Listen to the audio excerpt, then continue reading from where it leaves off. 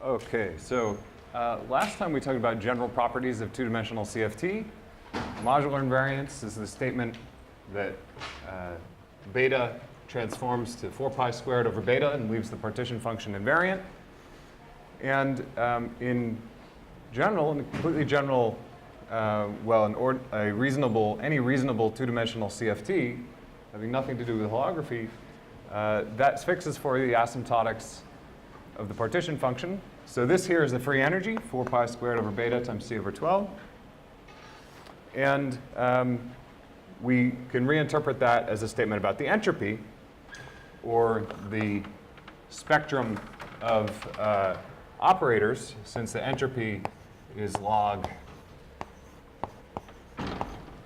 of the density of operators. And so this is the Kardi formula. It holds in general.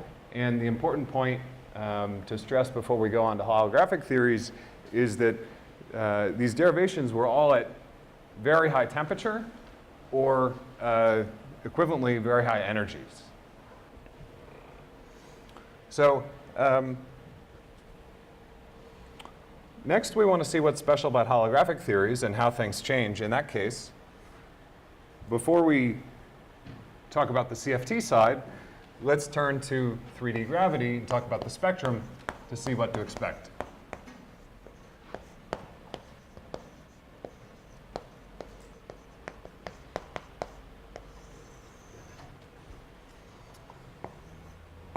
So our theory of 3D gravity is just the Einstein action, the cosmological constant, coupled to some matter fields that I'll collectively call phi. And by the usual ADS-CFT dictionary, this gives you a two-dimensional CFT with central charge C equal to 3L over 2 g Newton. So there are various ways to derive this that I won't show you. This was first derived back in the 80s by Brown and Hanot. So long before ADS-CFT, they calculated the algebra of conserved charges, found the Virasoro algebra with this value of the central charge. Probably an easier way to do it now would just be to note that we can calculate the stress tensor two-point function, and that's going to be dual to graviton. That's some graviton two-point function, the bulk, pushed out to the boundary. So it's clear that the only thing that can show up there from this action is L over g Newton, and you have to just get the constant right. So L on the top is the ADS size, and g Newton on the bottom, in 3 dimensions, that's L Planck, so this is just the Planck length. And it's clear from there that the central charge is much greater than 1.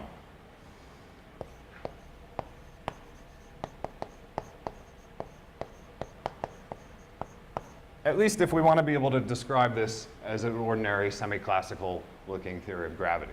So I'm going to talk about what theories are holographic. When I say that, I'll really always mean what theories are holographic with a gravity-like description.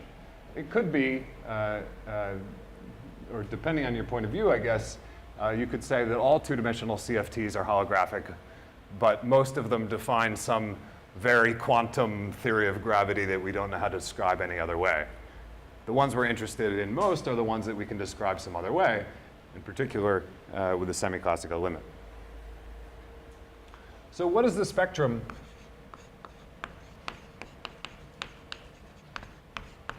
of energies and angular momenta in this quantum theory?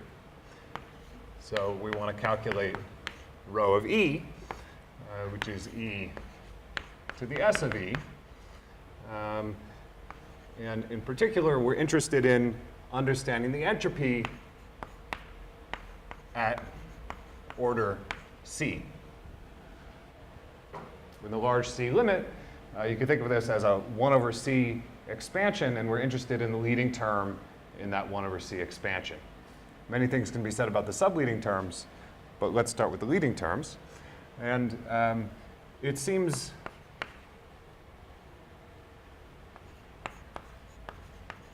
clear from the bulk that the order C contributions to the entropy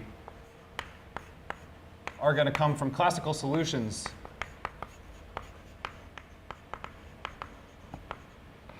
with horizons.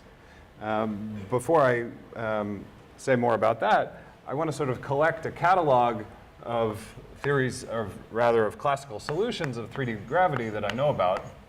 I think this is, one way or another, pretty much every theory or every classical solution that I know of. Let's start with solutions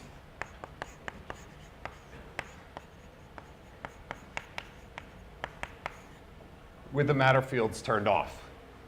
Okay, so solutions, we want to have matter fields in this theory, but let's talk first about classical solutions where those matter fields are set to 0. That is, solutions of pure gravity. We said last time that the number of degrees of freedom is 0 in three-dimensional gravity. And stated in terms of classical solutions, that means that g mu nu, without any matter sources, is locally equal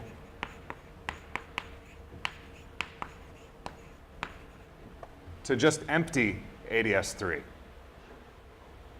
So locally, if matter is turned off, you can't tell the difference between any solution and the vacuum. So let's, that doesn't mean that the vacuum is the only solution, so let's write some of the solutions that you can have. Well, let's start with the vacuum. The vacuum, also known as global AdS3, has energy E equal to minus C over 12, and J equal to 0. So the way this energy is calculated is the usual way that you would calculate an energy in general relativity. So this is some ADM-like mass.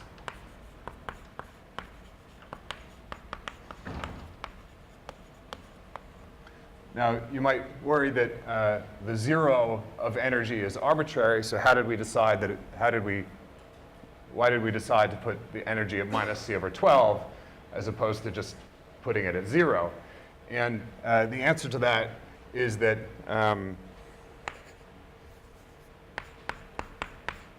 we really have in mind imposing boundary conditions on our geometry so that there's a circle at infinity of size L.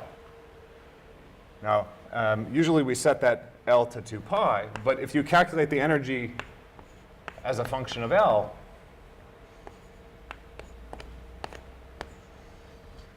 it's actually minus C over 12 times 2 pi over L. So we fix the 0 not by declaring that the vacuum is at 0, but by declaring that the vacuum in the limit of a very large circle should be sitting at 0. So that sets the 0 for us. And once we've done that, the Casimir energy of the vacuum is unambiguously minus C over 12. Let me start collecting the spectrum over here on this board. So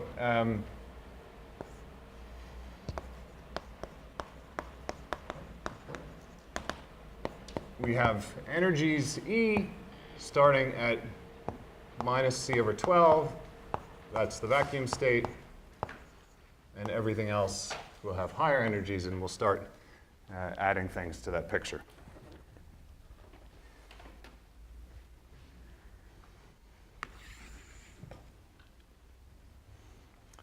Okay, what else can we do with matter fields turned off? Well, it has to be locally AdS3, and that means that the only thing we can do is identifications.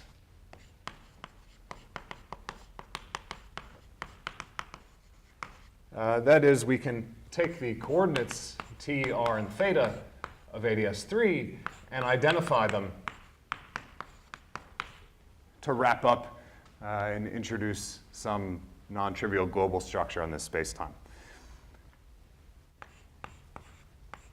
This procedure gives you what's called the Btz black holes. I'll write the metric for J equals 0, just to convince you that this is really a black hole. It's minus r squared minus 8gm dt squared plus dr squared over r squared minus 8gm plus r squared d theta squared. And the energy, the ADM energy of this solution is just the mass. So although this came from taking empty ADS and just wrapping it up by imposing some identifications on the coordinates, it really looks just like a black hole. There's a horizon at r squared equals 8gm. If you throw something in, it will fall through the horizon. It won't be able to escape. There isn't a singularity in the usual sense. There isn't a curvature singularity. But what happens is if you go behind the horizon, then eventually you reach a region with closed time-like curves. And we excise that from the geometry. We just delete that. So in that sense, this geometry is not geodesically complete and really is a black hole geometry.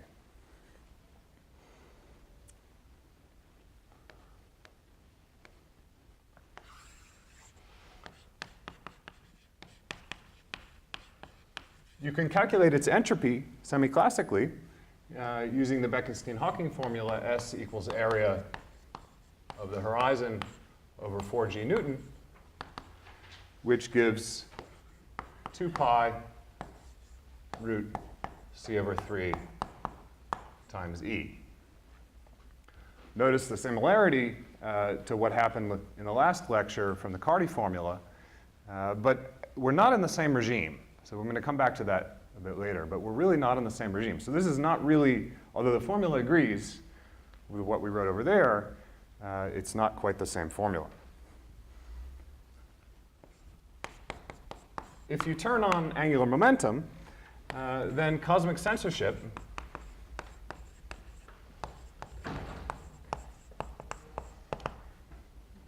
which is the statement that black holes should have horizons, tells you that the energy is bounded below by the magnitude of J.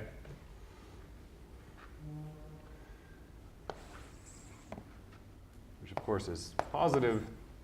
So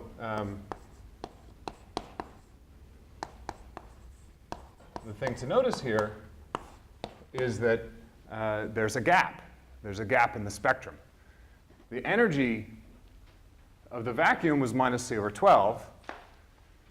And the energy of the black holes doesn't start at minus c over 12. It starts at 0. That shift is exactly the shift between, well, maybe I should have the formula up. Let me put it over here so we can refer to it. But remember, the energies are related to the conformal dimensions by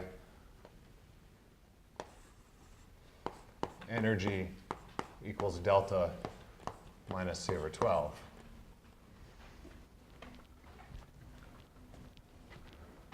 So on our picture here of the spectrum,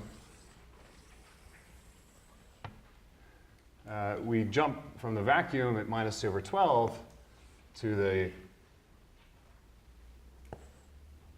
0, which is where the Btz black holes start.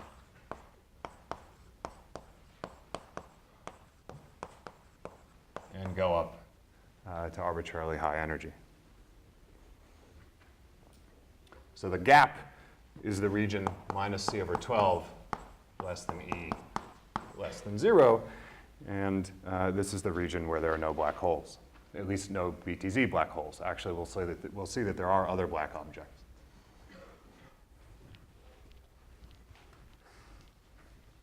Questions so far?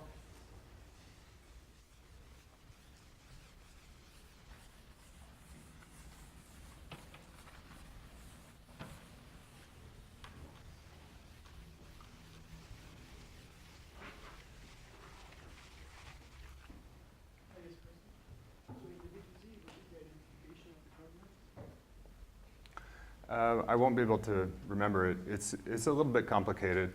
If you take the, well, sorry, in these coordinates, just theta goes to theta equals theta plus 2 pi. But in the original ADS, if you start with global ADS, that was a different coordinate system than this. So there's a complicated identification on the coordinates of global ADS, which you do, and then you do a change of coordinates, and you end up with this, where theta is just theta plus 2 pi. But that involves some complicated change of coordinates. Other questions?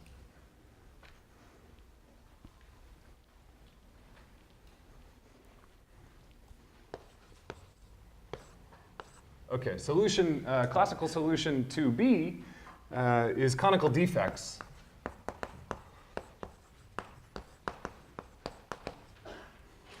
So if you take the Btz-like metric, but have mass less than 0, then there's no horizon anymore. So the GTT piece of the metric no longer vanishes. So now what you have is a conical singularity instead of a black hole. So you have a singularity that's not hidden by a horizon.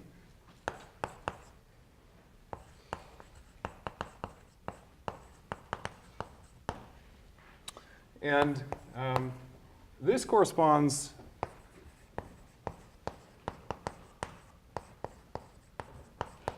well, if that's all you have, if you really don't have any matter in this theory, then we would just throw that out, because that's not really a solution of the equations of motion. Or you can interpret that, if you do have some matter in the theory, you can interpret that as a massive particle sitting at the origin that's responsible for this conical defect. Now, this has no horizon, so the entropy is not some big order C thing, and this has no effect. Well, this will be important for other things later, but it has no effect on the entropy S of E at order C. So it would show up in this spectrum here. It would show up in this range, but doesn't affect our calculation of the entropy.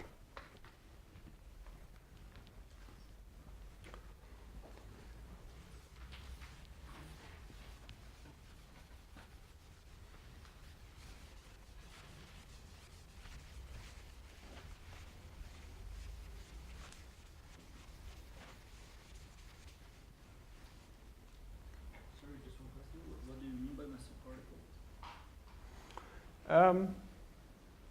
I mean a particle whose, I mean that you've added to the action, you've taken the gravity action, and you've added to it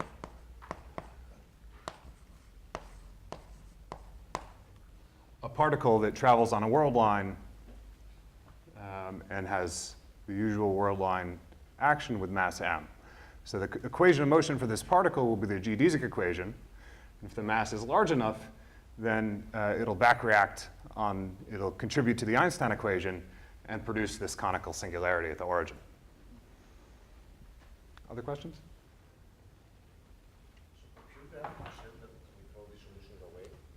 I think that's the answer. I mean, it's not a solution. It's not really a solution of pure gravity, because there's a delta function contribution to the Einstein equation at the origin. I guess it depends a bit on what you mean by pure gravity, but the easiest interpretation of a solution like this is just that there's a massive particle sitting there. So I probably wouldn't call it pure gravity then.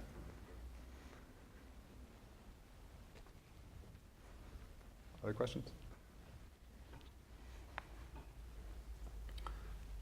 So there's one more thing we can do without turning on matter fields, and that's to perform diffeomorphisms on this Btz geometry, or on the vacuum state. Now, the diffeomorphism is, well, a diffeomorphism is, the theory is invariant under diffeomorphisms, but if you apply large diffeomorphisms, that is, diffeomorphisms that don't die off at infinity, they can affect the energy of your state, the observables that you calculate at infinity, and really are true physical transformations. So these large diffeomorphisms produce what are called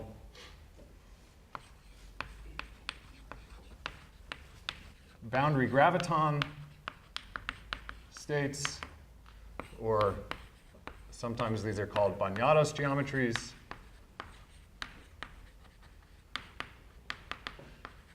Which is sort of a coherent state of boundary gravitons. And these are interpreted in conformal field theory as Virasoro descendants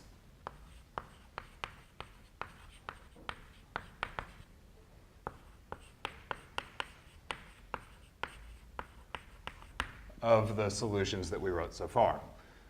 So these solutions, the metric for these solutions can be written in completely closed form by solving the Einstein equation. And this is the form found by Banyados. We won't need the explicit metric.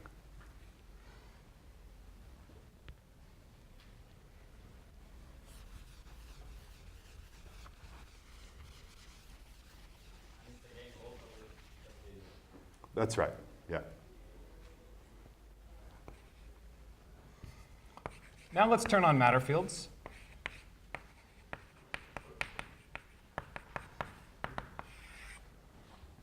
Of course, if we turn on matter fields, the solutions of the theory are going to depend on the theory.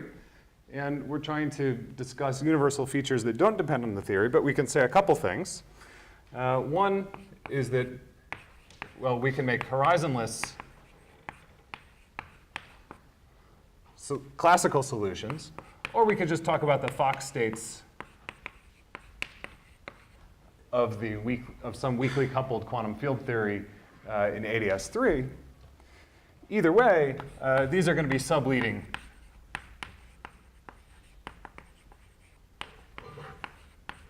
in the entropy, as long as we just have some finite number of matter fields. You know, we don't want to include order C number of matter fields in this theory. We want to have an ordinary effective field theory with some number of fields, like 10 or 100, and then it's not going to affect the leading calculation of the entropy.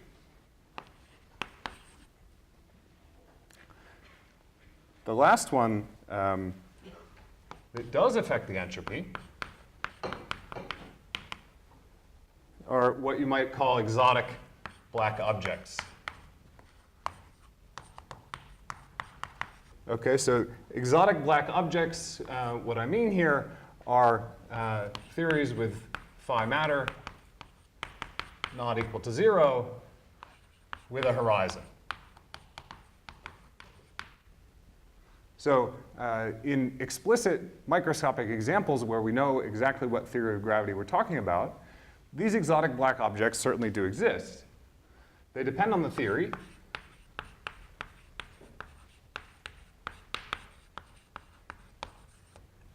So for example, if you look at M theory on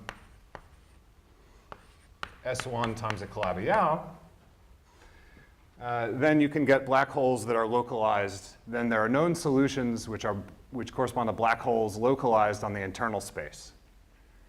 From the 3D point of view, that's interpreted as some exotic black object that has matter fields turned on.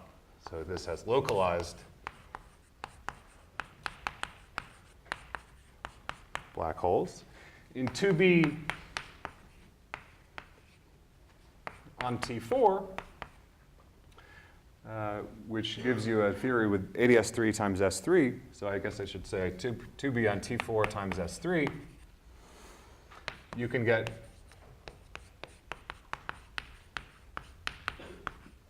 multicenter black holes.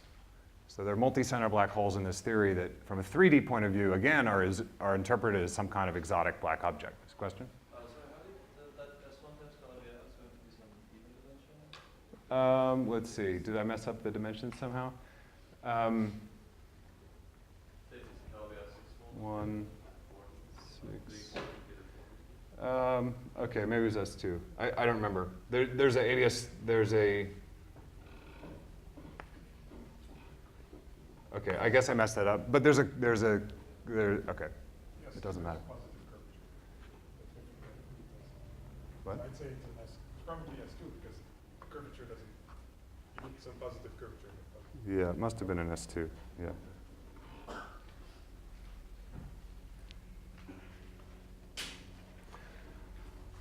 Okay, so what are we going to do? I mean, we're trying to find, we're trying to find universal facts about CFT that don't depend on the microscopic details, and we expect some kind of bootstrap argument that doesn't depend on the microscopic details.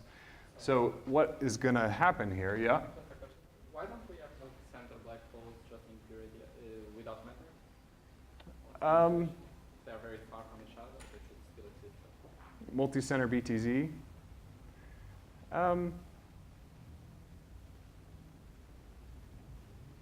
I think there are multicenter Btz, but they don't dominate the entropy.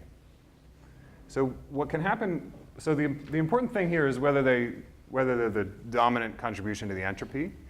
And these exotic black objects are the dominant contribution to the entropy sometimes. So so that's what I was going to say next, which is that these can dominate the entropy. That is, they can have more entropy than the Btz black hole of the same energy. So that if you're working in the microcanonical ensemble, then this really is telling you the density of states. But in all known examples, S exotic is greater than S Btz only for very low energies. So on our picture over here, what happens in these examples that I just told you about is that there's some window around here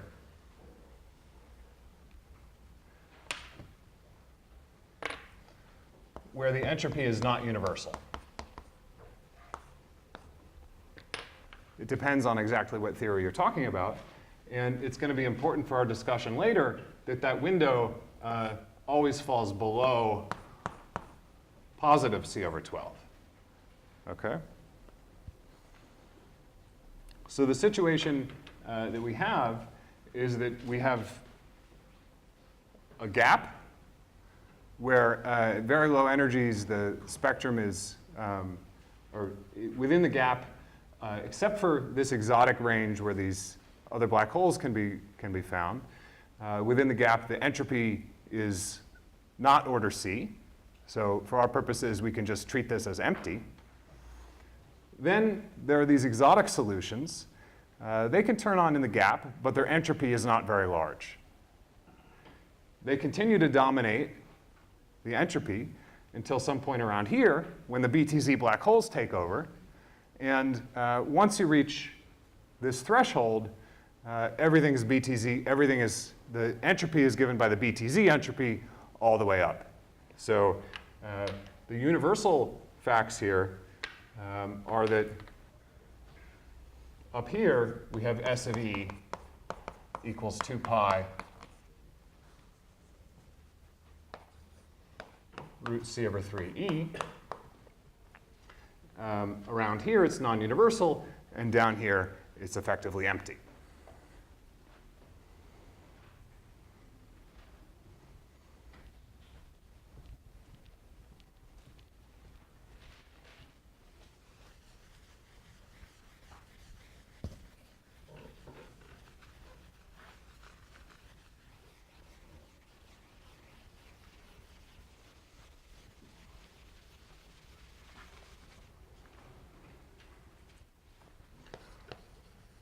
So what do we conclude from this about holographic CFTs?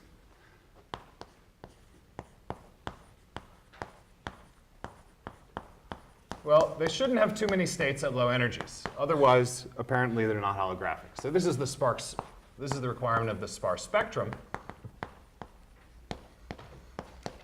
that I talked about last time. Remember we said that we expect universality under two conditions. First of all, large central charge. And second of all, sparse spectrum. So that second requirement is in order to have anything that plausibly looks like gravity, we need to match that picture over on the right, and that means having not too many states at low energies. That is, any holographic CFT must have a small number of operators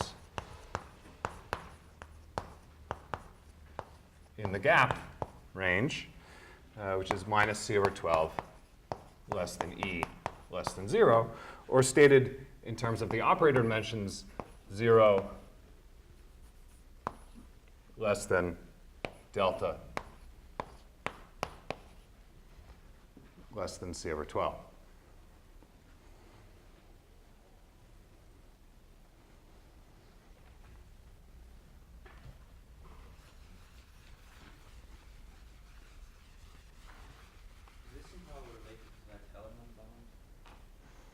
It's related. So the Helmand Bound, I guess I wasn't really going to talk about the Helmand Bound, but maybe I should. The Helmand Bound in our language says that every if you take a largish C, and the Helmand Bound is a general bound on conformal field theory that comes from modular Bootstrap. And in our language, the Helmand Bound sits here.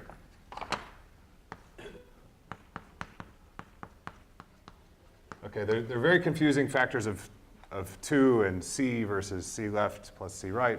But in our language, this is the convention. The Helmand Bound sits here.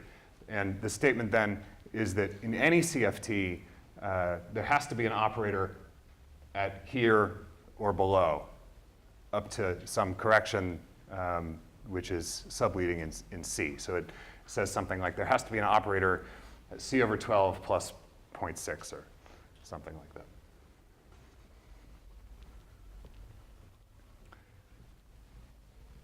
But to answer your question, is this related to the Helmand Bound? Well, sort of, but holographic theories have lots of states below the Helmand Bound. So they have Btz black holes, they have these exotic black holes, and the Helmand Bound is way up here. So it's not a strict, I mean, it's not that it's close to being saturated in the holographic case.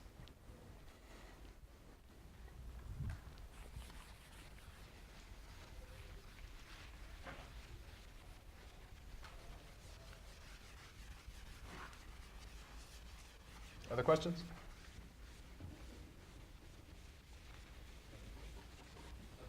So, I'm not sure what you call Helmand Bound, but about these factors of 2, I thought that later it was fixed by this Sheehan and friends, and then the bound is close to being saturated. So the Helmand Bound was improved by Keller and Friedan, and later by Sheehan and collaborators. And the state of the art right now is that it's around here.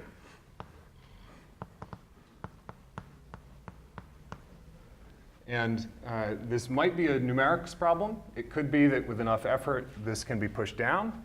But so far, I think it's at something like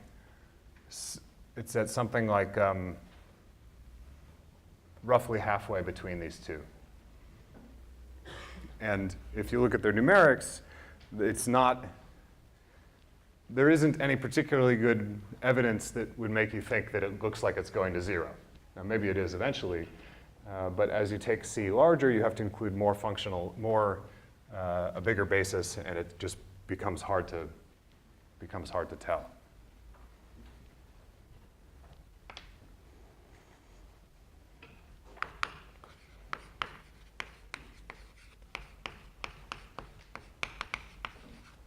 So the statement, other questions?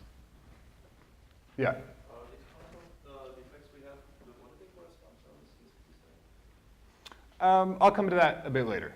Yeah, let me come back to that. OK, so the sparseness condition roughly corresponds to what we think of as strong coupling. In the microscopic examples of ADS CFT, like n equals 4 super Yang-Mills, it literally corresponds to strong coupling. It's not guaranteed that strong coupling is going to give you a large gap or sparseness, but at least in the theories where holography works, that's where the dynamics comes into play, and that's where you get sparseness. So for comparison, let's look at n free bosons. So n free bosons has C equals n, which is much greater than 1, so it satisfies our first criterion for being holographic, but it doesn't have a gap. The entropy of n free bosons is 2 pi, is given by the Kardi formula, essentially. 2 pi root n over 3 times delta for delta greater than 0. So clearly, in this window of delta between 0 and C over 12, the free boson theory has way too many states. It has an exponentially growing number of states and can't be holographic. This theory has no gap.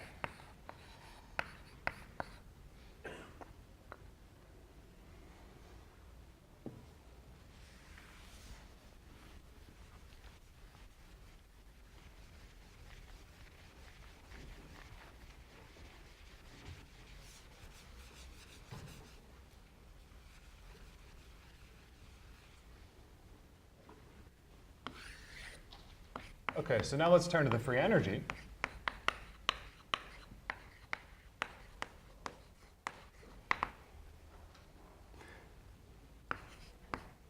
The gravitational partition function, z grav of beta, is the sum over states of e to the minus beta e. And we know what the states are. There they are, so we could just do the sum. There's a contribution from the vacuum, e to the minus beta times minus c over 12.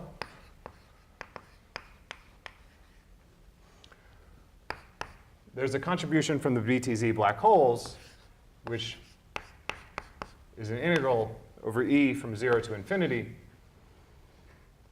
e to the minus beta e, plus the entropy, 2 pi root c over 3e. So this is the Btz contribution. And then we should add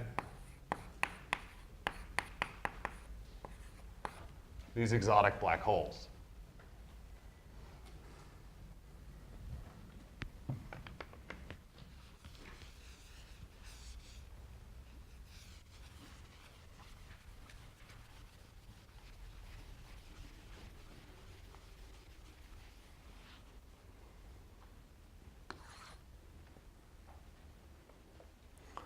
So let's look at the first, let's look at the Btz term first.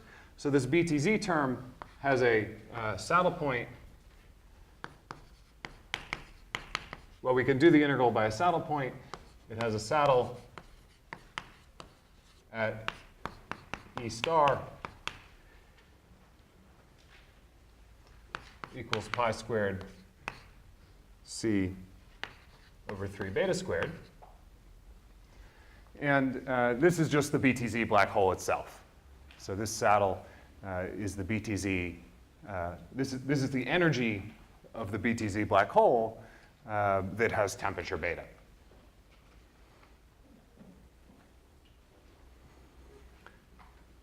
So now we have the vacuum term. We have this Btz term. What about the exotics? So it turns out that in all the known cases, the exotics never contribute. What happens is that even though they have the largest entropy in some window here, they're never big enough to dominate the canonical ensemble at any temperature. So the exotics are subleading at all temperatures beta. What that means is that we have a very simple partition function, z grav of beta is approximately given by e to the beta c over 12 plus e to the 4 pi squared over beta c over 12.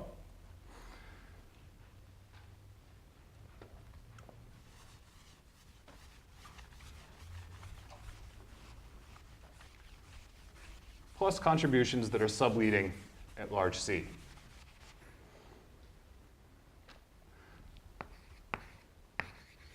I've written this as plus, but it's really just the same as saying max.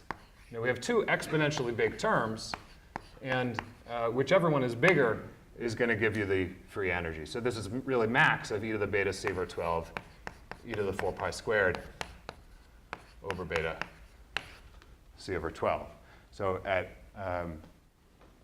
large beta, this term is going to dominate and give you the free energy.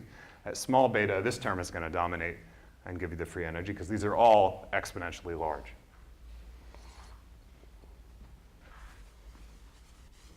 But modular invariance is only clear when you write down the sum. Well, it's true here too, right? It's manifest. I'm going to make some comments about that in a minute. Now, there are various ways to calculate this gravitational partition function. What I just described isn't really the standard way. So the standard way, we did it by finding the spectrum and then summing up contributions to the spectrum. Usually, people would just say the gravitational partition function is a gravitational path integral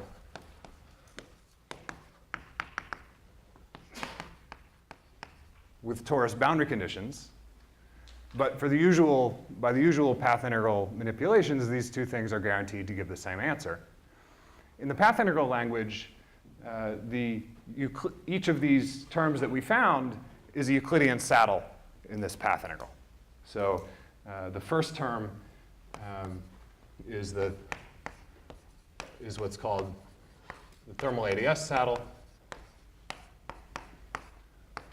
And the second term in this answer here is the Euclidean Btz saddle.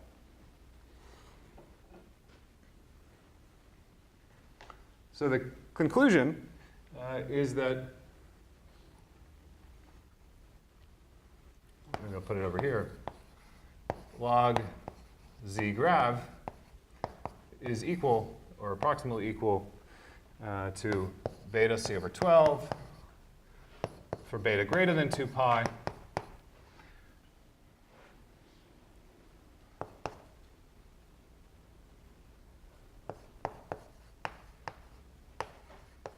this is the thermal ADS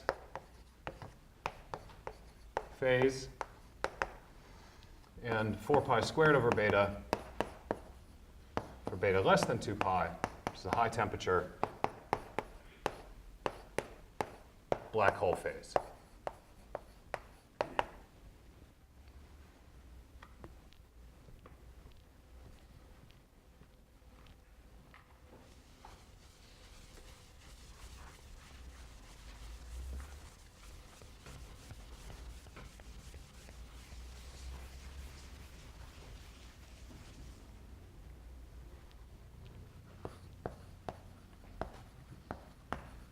So let's make some observations here.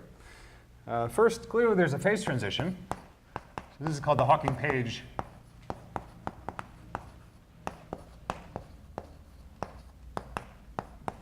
phase transition.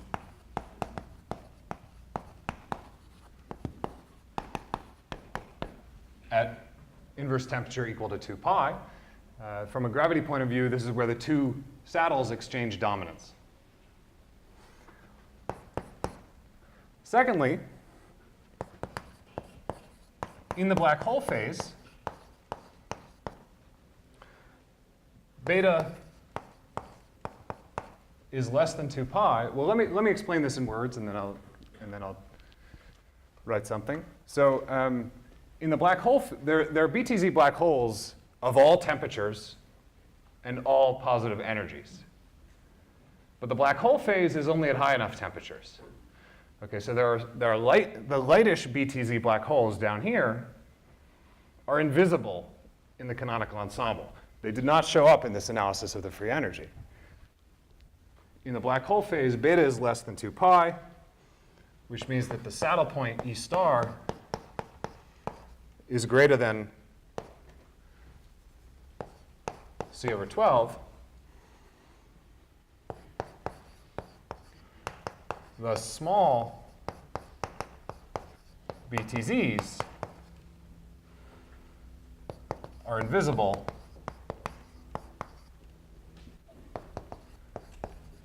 they never dominate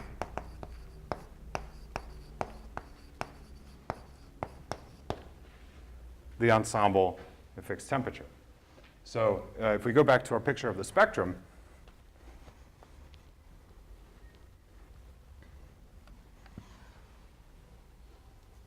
then what we should do, this picture is getting a little messy. Hopefully you can see what I mean. So what the canonical ensemble is telling us is that really there are two kinds of BTZ black holes. There are small BTZ black holes in this range between, so first there's a gap, and then there are small BTZ black holes, and then there are large BTZ black holes. The large BTZ black holes are relevant to the thermodynamics, but the small BTZ black holes are not.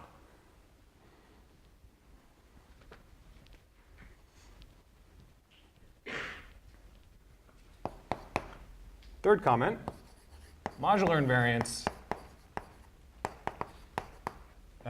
is obviously automatic. Now, modular invariance just swaps beta with 4 pi squared over beta. So if we take any function and we sum over its modular images, of course we'll end up with something that's modular invariant.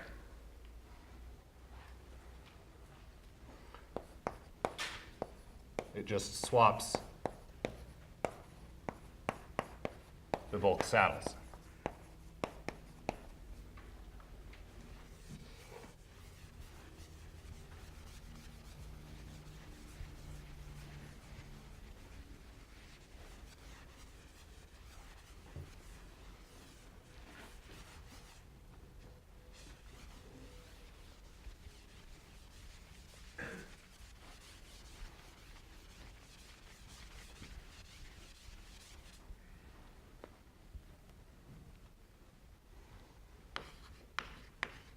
Okay, any questions about the gravity side?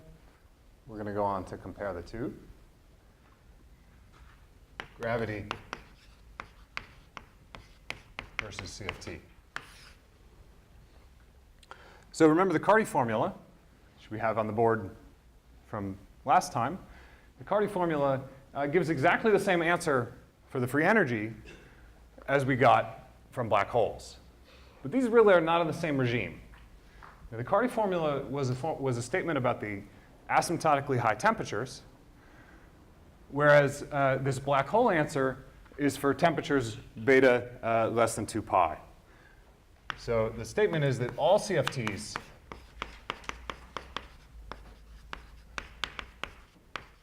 match 3D gravity in terms of the spectrum, that is, for beta goes to 0. That's the Kardi formula. Applies to asymptotically high energies. But in holographic CFTs, Kardi applies in a much bigger range, all the way down to all the way up to beta equals 2 pi. That is, at all energies, E greater than C over 12. This, by the way, is a sort of another derivation of the Helmand bound in the large C limit. We can see that there have to be, well, we're going to derive this from CFT as well. We can see that there have to be states starting at C over 12, just as Helmand found by modular Bootstrap.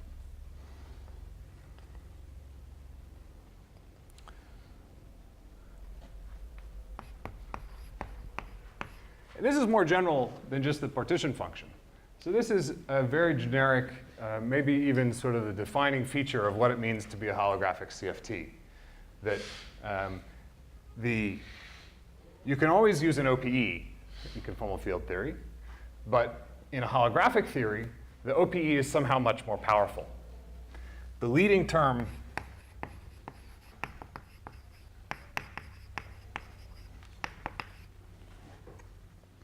in the conformal block expansion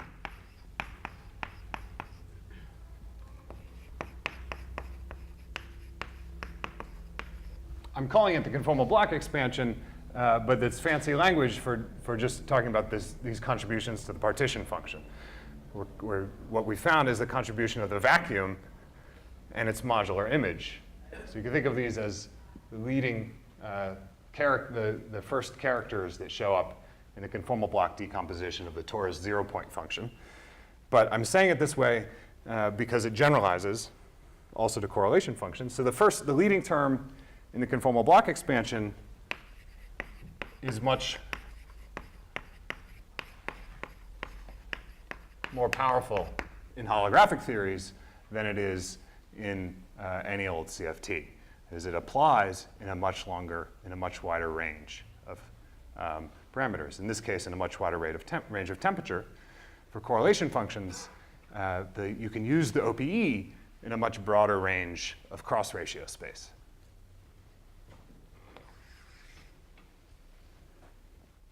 So why is that? Or maybe I should say, when is that? The answer is, again, this sparseness condition. So we could just declare that holographic theories are theories that match this whole picture. That would be totally unsatisfying. That's just putting in the answer. What we really want is a characterization of holographic theories that only relies on statements about the infrared. We want to understand if we have a theory where we know something about the low energy spectrum, what can we say universally about that theory? So the claim is going to be that sparseness in the low energy spectrum is actually necessary and sufficient to get everything else working too. Claim is that ZCFT of beta is equal approximately to Z grav of beta if and only if two conditions hold. First of all, C is much bigger than 1. And secondly, the spectrum of operators, rho of delta, is less than or equal to e to the 2 pi delta in the gap. That is delta less than C over 12.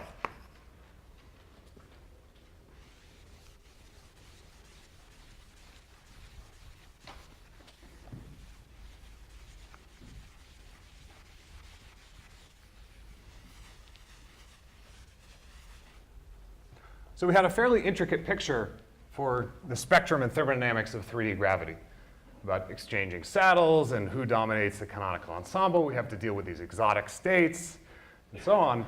The claim is that all of that is captured by these two conditions. So that any theory that satisfies these two simple statements that are all in the infrared will necessarily, by modular invariance, also agree with everything else that we said about 3D gravity so far. This second statement is now the definition for these purposes of sparse. I've been putting off defining the word sparse, and now here's the definition. It's actually not a suitable definition in general.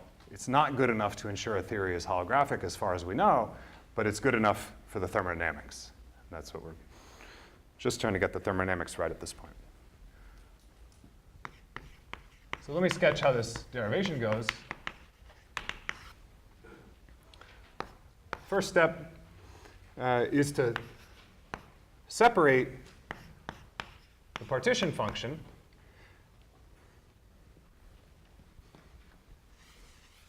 Well, the logic, first of all, is basically we want to repeat what Kardi did, but instead of taking, so what did Kardi do? He looked at the equation for modular invariance and took the limit beta to 0.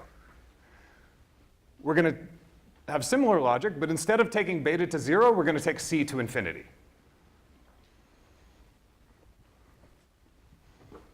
So let's take modular invariance and split it up into two terms. So I'm going to take the partition function and split it into light and heavy terms. So light for now means E less than 0. So these are states that are inside the gap. And heavy just means E greater than 0.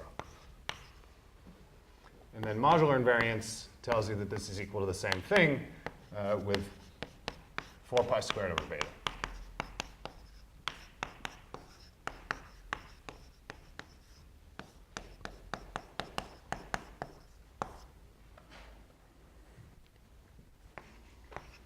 Step 2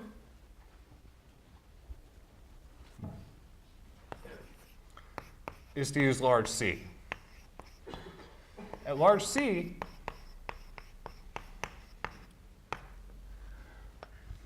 so we have this equation with light and heavy stuff on the left and light and heavy stuff on the right. And the statement is that at large C, this actually splits into 2 equations. One equation sets these 2 things equal, and the other equation sets these 2 things equal. So that is Z light of beta is approximately equal to Z heavy of 4 pi squared over beta. That's pretty easy to show. Maybe I'll skip the details, but it's just because if you have a sum of exponentials and all the things in the exponent are big, which they are, we're working at large C, so everything in these exponentials are big, then you can always just pick the biggest term. Whenever you see a sum of exponentials where everything's big, you could just choose the biggest term. And all I've done to get from here to here is to rearrange this equation a bit and pick the biggest term.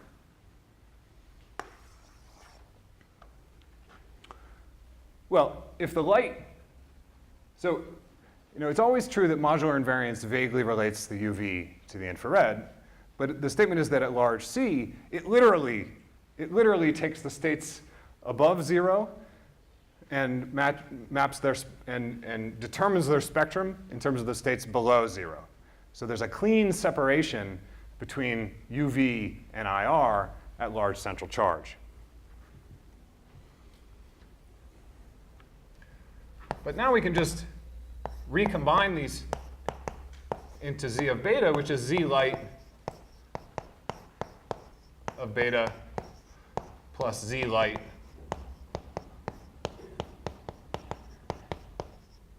of 4 pi squared over beta. And we've used modular invariance now to completely eliminate the contribution of heavy operators. So everything is fixed by the spectrum in this gap region. The next step is to use this sparseness condition, which tells you, so what does the sparseness say? It tells you how many states there are in the gap.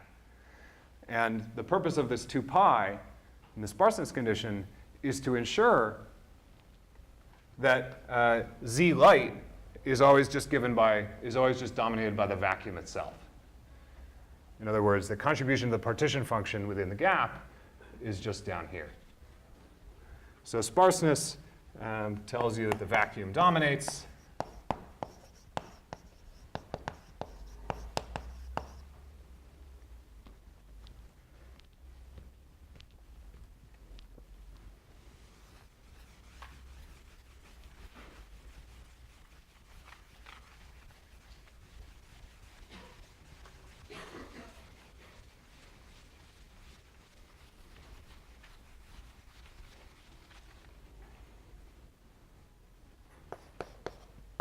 So we get ZCFT is approximately e to the beta c over 12 from the first term, and 4 pi squared over beta c over 12 from the second term, which is exactly what we got on the gravity side at leading order in the large C limit. So that's what we wanted to show. That's the claim over there. Some comments.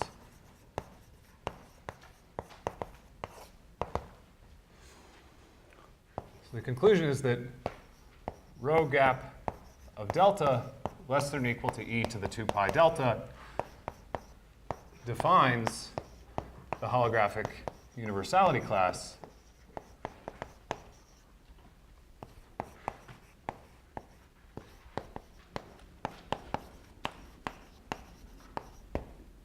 in two-dimensional CFT for purposes of thermodynamics.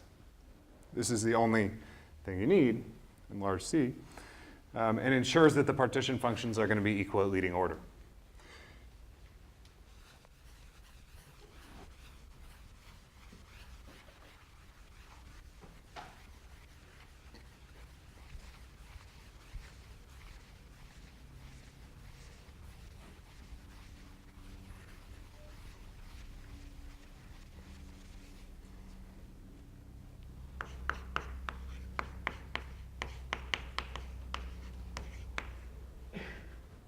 What happened to the exotics in this whole discussion? So on the gravity side, we had these exotic solutions which could have bigger entropy than the black holes.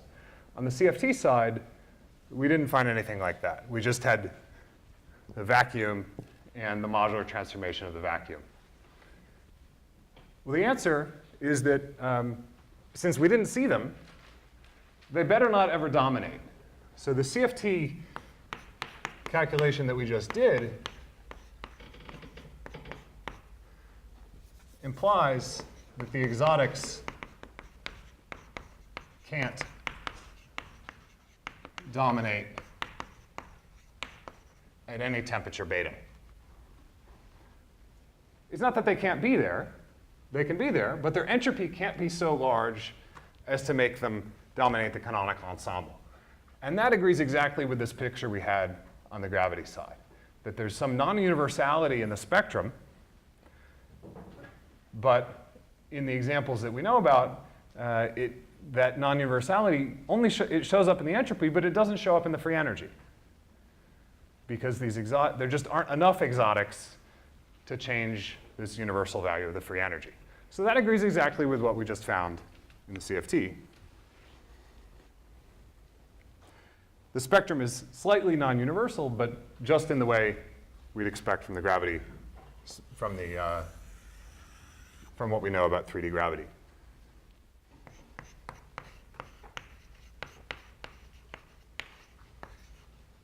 Questions? So are you including external black holes in these exotics? The external black holes? Well, I'm really working at zero angular potential for all this discussion. Many of the things that I've said can be extended to rotating black holes, but it's a bit harder and relies on some iterative procedure to gradually approach the extremal ones. It's hard to say anything specifically about the extremal black hole. I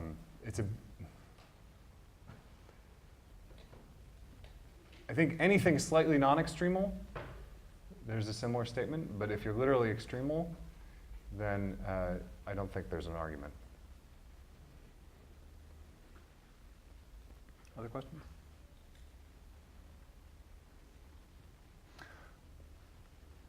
So let's get some sense for how strong this sparseness condition is. I want to look at the entropy in the gap in 3 cases. 3 examples. So these examples are gravity,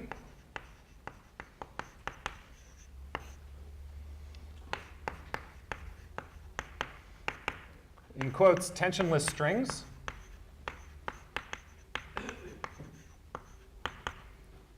which I'll explain in a second, and C-free bosons.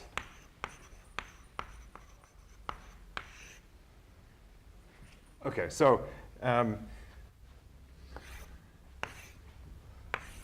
what is the entropy S of E in the gap in these three cases? I'll start with gravity and bosons, and we'll come back to this one. So gravity is just, there are just basically multi-particle states of the fields that you have in the bulk. These grow like a Kardi formula with central charge 1, or whatever many fields you have, because these are just the Fock states of the bulk field. So these multi-particle states in the gap just grow as c to the 1/2. So we're imagining that we're looking in the gap, so delta is of order c, so overall we have a c to the 1/2.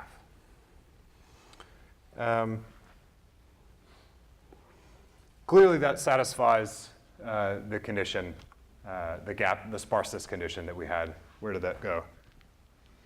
I guess I erased it. The sparseness condition was that it could grow at most as e to the 2 pi delta. So this is smaller.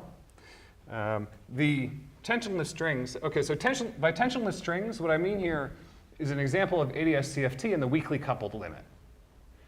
In ADS-3, the weakly coupled dual theory is a symmetric orbifold theory where you take n copies of some free field, like free boson. You can take n copies of the free boson and then mod out by the symmetric permutation of the n copies. So this is like CFT to the n mod Sn. And you can calculate the spectrum of that theory in the gap. What you find is that S of E is exactly 2 pi delta. This is the marginal case.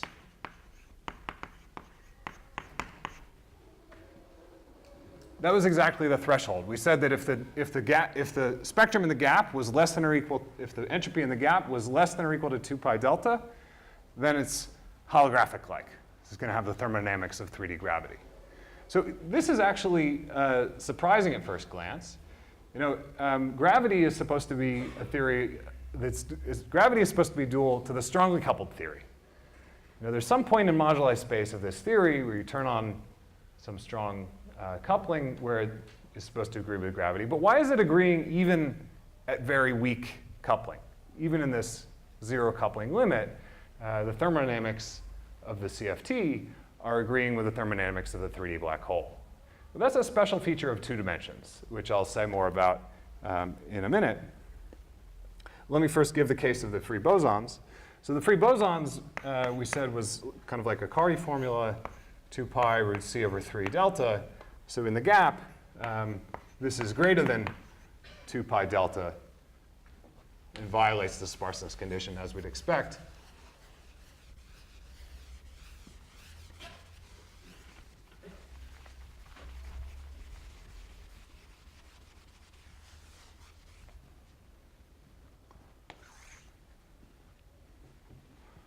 So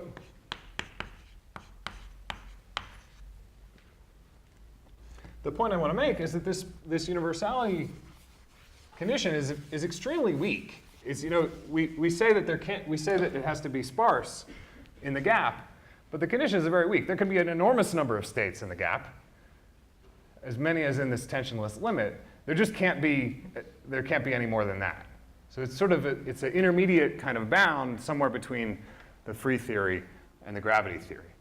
And what I want to stress is that in gravity in more than 3 dimensions,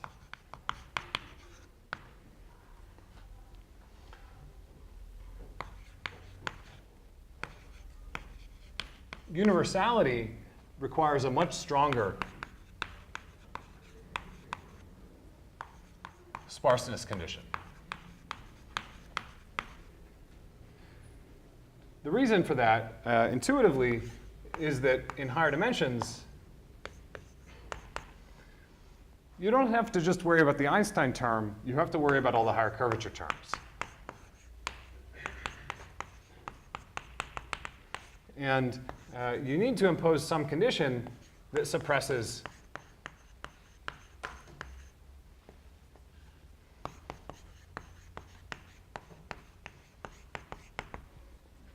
these coefficients.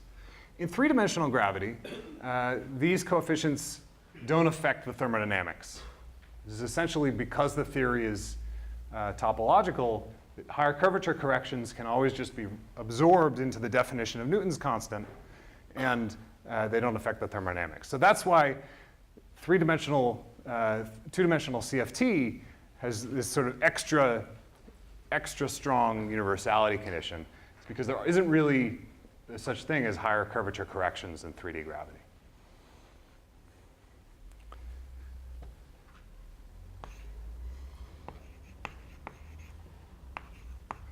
There are similar statements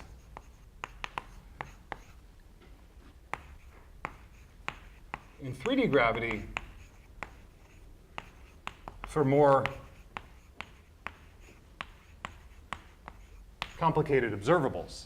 So for example, if you take 3D gravity and instead of calculating the torus partition function, there were a few papers on this just a week or so ago. If you calculate, instead of the torus partition function, you calculate the genus 2 partition function, then you don't find that the symmetric orbifold theories are universal. In fact, there are contributions from a bulk point of view. There are contributions from matter fields, and you don't get the gravity answer. You need a stronger condition on this. You need a stronger sparseness condition, or in other words, you have to crank up the coupling in the theory in order to get it to agree with gravity.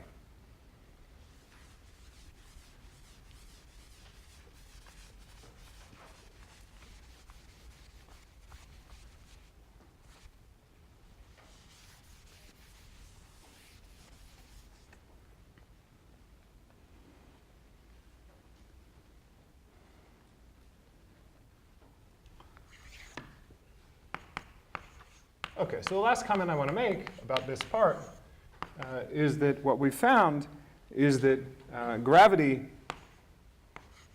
schematically, what we found is that gravity is a sum over channels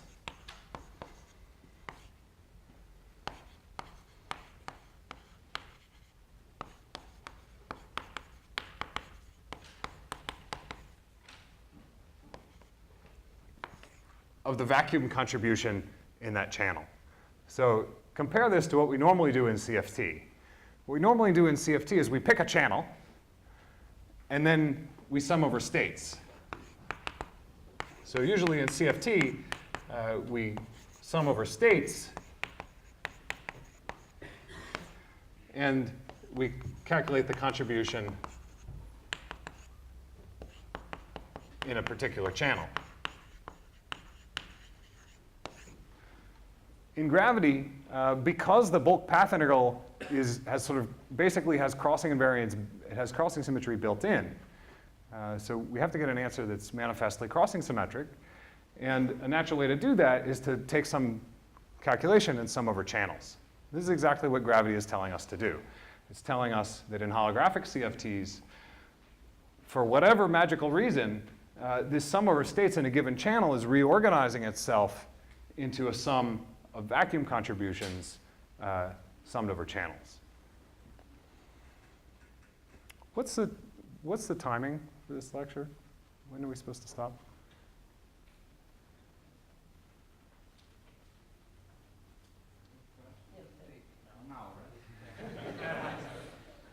Okay, any questions? Last questions?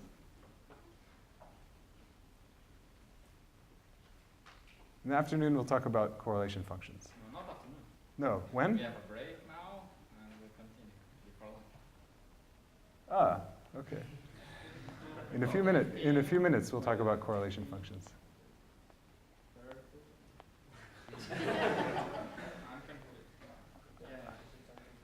We start at quarter after, right? Yeah. For us, so it's 1 hour and a half now, right? What? 1 hour and 15 past, right? More than 1 hour 15? Okay, we're stopping now, and we're doing coffee. We're doing coffee break now. Turning in 20 minutes. Okay. I'll try to